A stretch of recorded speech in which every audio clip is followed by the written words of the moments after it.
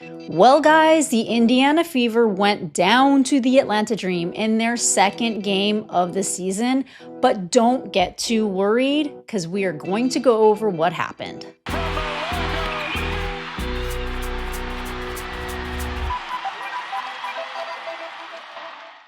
So the Atlanta Dream edged out a win over the Indiana Fever, 91-90. I mean, this was a close fourth quarter.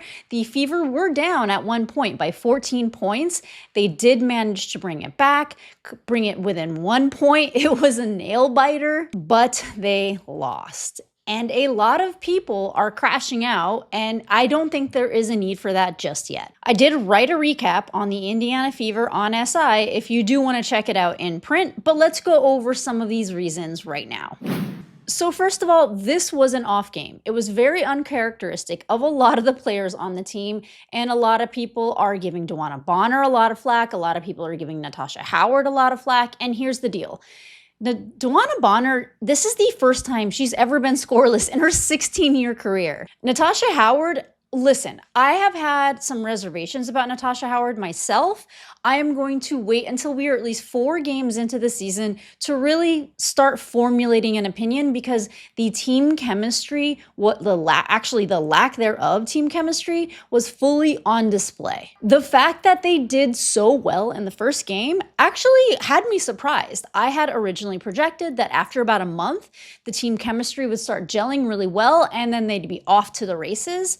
In that last game, I was like, wow, I was wrong. They are gelling really well, but that actually just made me realize how easy or what a mismatch the Chicago Sky was up against the Indiana Fever. Because when they did go up against the Atlanta Dream, against the physicality of Britney Griner and Bree Jones, it proved to be pretty difficult. And Atlanta is scrappy. I was very curious what this would look like going up against Britney Griner, because to be completely honest, Britney Griner's size is a problem. How do you defend against a 6'9" Britney Griner? Aaliyah Boston was given that task, and I gotta say, she did so good. Good on Aaliyah Boston. But listen, let's go back to the chemistry, because 75 out of the Fever's 91 points were scored by the core 3. Caitlin Clark, Aaliyah Boston, and Kelsey Mitchell. And if that doesn't tell you that this has a lot to do with the team chemistry and people getting comfortable, just listen to Steph White in the post-game interview.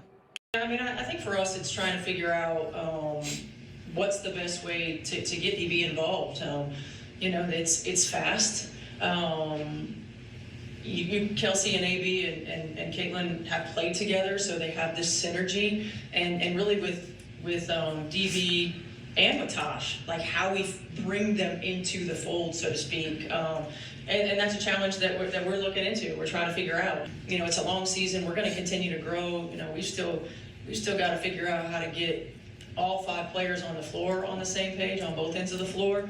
We're pretty disjointed sometimes offensively, just as much as we are defensively. But no, team chemistry was not the sole reason that the Indiana Fever lost this game. This was actually a very winnable game, and I swear to God, I hope that Stephanie White put all those players at the free throw line to do 2 hours of reps, because the free throws lost them this game. We still went to the line 26 times, missed 10. So that's the game really right there. It obviously doesn't come down to that, but it's just a little thing. The defense, there was pretty bad perimeter defense. I saw Alicia Gray and Rhyne Howard open a lot.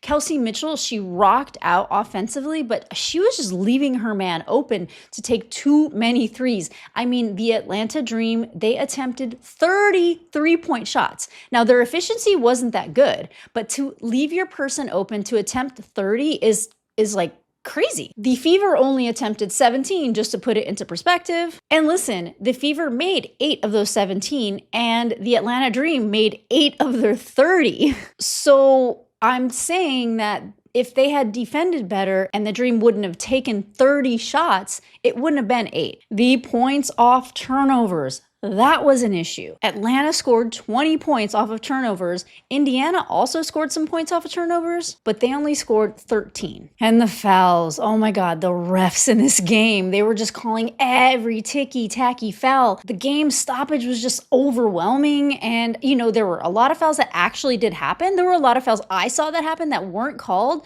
but the ticky-tack fouls, this was extra. Connor, Caitlin's boyfriend, even posted at the beginning of the game, he puts the referees on blast and he says, "Good to see the W refs in mid-season form." And of course, he deleted it a few minutes later. He has a knack for posting things on Twitter that are kind of clapbacks and then deleting them. I don't know if he's posting them to make a statement and knows he's going to delete them, or I don't know if he's posting them out of actual passion and then someone calls him up immediately and is like, "Do not do this, it's not a good look." People are allowed to vent, and this is nothing big, but the reason it is a bigger deal is because of the spotlight that Caitlin Clark has and the scrutiny that she can come under. Especially in a time like right now where the Indiana Fever are getting a lot of heat that is, in my opinion, or the fans in the arena are getting a lot of heat based on something that is kind of completely unwarranted in this situation, but we won't talk about that. Yeah, just taking a look at the box scores here. Dewana Bonner, she made 0. Natasha Howard made 6 points. Aaliyah Boston came away with 24. She did so good. I mean, this is her year, let me tell you guys. Kelsey Mitchell came away with 24. Caitlin Clark came away with 27. And by the way, there are some records broken. So let's highlight some of the positives. And the positives being that Caitlin Clark passes Sabrina Ionescu for the most 25-10 career games. And let me just say, this seems like a random stat or whatever, but she has played 41 games. Sabrina Ionescu has been in the league for years, and she just surpassed her. Also, Caitlin Clark ties Chelsea Gray for the 10th most double-doubles by a guard in WNBA history. Again, we aren't comparing her to her year. We're talking about of all time. Giving credence to the fact that Caitlin Clark is now the best point guard in the WNBA. Okay, and then look at this stat right here. The most 20-point, 10-assist games in history. Number 1 being Courtney Vandersloot. She's an assist monster, but she did 10 in 430 games. Diana Taurasi also has 9 in 565 games. Perspective, people. And Caitlin wasn't the only one to break records, as Aaliyah Boston is now the 8th in all-time career rebounds in franchise history. And I'm telling you, she did miss a very significant free throw last night, but that loss is not on her because she made all the rest, and everything else she did on the court, going up against Britney Griner. I can't stress enough how dominant Britney Griner is in the paint and how teams all have a hard time having an answer for Britney Griner.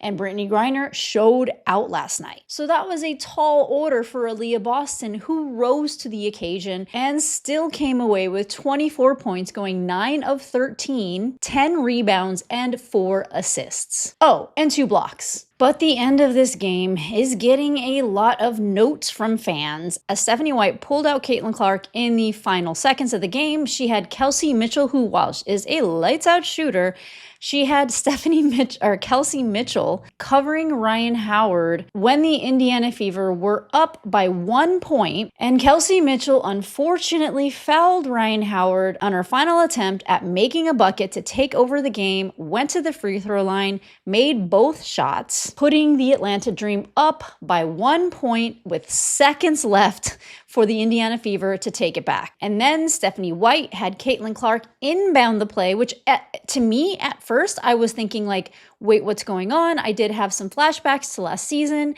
Apparently the play was drawn up for AB, and I didn't think about the fact that they were down by 1 point, so it's not necessarily the most crucial to have Caitlin out there, taking the shot, because AB, she bullies her way through the paint pretty well. But as Stephanie White notes in the post-game interview, AB was being chucked, so they had to give it to Natasha Howard, who took the shot. Stephanie White mentions she should have called a timeout, but didn't. Yeah, I mean, initially we're trying to get the ball to AB, but she was being chucked, so she couldn't get there. She had a good read. I mean, Tosh was open. We probably should have called timeout in that situation, but I felt like Tosh was due, right? She had a good look. She had 2 good looks. And that's really all you can ask for in that situation. And then when the Dream end up getting the ball back, I don't know why the Indiana Fever didn't foul. It looks here like Caitlin Clark was trying to foul, but that was the game, folks. And to summarize it, this was a loss. The Fever are not going to go 44-0, as ideal as that would be. And this was a winnable game. The Atlanta Dream, they were a very physical team. Everybody brings their A game to the Indiana Fever because of the spotlight on the team. Indiana didn't really have a great answer for Britney Griner, and their defense was just off. I'm telling you, it's not like the Atlanta Dream were shooting at an effective clip. This was an off game for the Indiana Fever. They need to develop chemistry. And remember, before you go off on DeWanna Bonner, she has never been scoreless in a game. She actually was benched. She only played 16 minutes of the game. She was benched. I don't know if it was because she was getting heated by, having her legs taken out earlier in the game, of which Steph White had to use her second challenge like before halftime. But it is a very uncharacteristic game for DeWanna Bonner. And listen, everybody has their off nights. I was at a game where Caitlin Clark made 1 bucket last season. Now, saying that, I do have concerns. And these are like way too early concerns, but my concerns are, is DeWanna Bonner going to be able to be as fast and play in transition as this team wants to? I did see it happen in the playoffs when the Connecticut Sun played Indiana, so I am hopeful there. I am noticing Natasha Howard kind of being a little like, she doesn't have the best hands in a lot of moments. I want to see her get more efficient. Bree Turner is getting a lot of flack for just being terrible offensively, but what she brought defensively to the game last night was very important. Now, Sophie Cunningham was not even in the game. She is, in my opinion, the X factor on the Indiana Fever. I thought she'd be in this game. I don't know. There's a lot going on in her personal life right now. A lot of like accusations being slung her way. I don't know if this is like a mental thing or if, her ankle just really isn't healed, because they do mobility tests and it's possible that she just needs a little more time off that ankle. Lexi Hole does Lexi Hole things. She made the most awesome like trick shot. She is pesky on defense. She could have been a little better. This wasn't her best defensive game, but I'm not really worried about Lexi Hole. Sid Colson came in. She's not the highest impact player. Michaela Timpson was not in at all. I think that maybe Steph White just didn't want to risk any like development time in a game that was just so tight and the Indiana Fever was struggling in. But I would like to see Michaela Timpson on the court for a few more minutes every game. So don't get down, people. The Indiana Fever were not terrible. They had an obviously off game, and I just hope they clean up these little things before they play the New York Liberty on Saturday. But they will have a chance to run this game back with the Atlanta Dream as they are playing them next. I am not sure if I'm going to go live for that one or not. I think I'm definitely going to go live for the Liberty game, but I'll keep you guys updated and I will see you next time.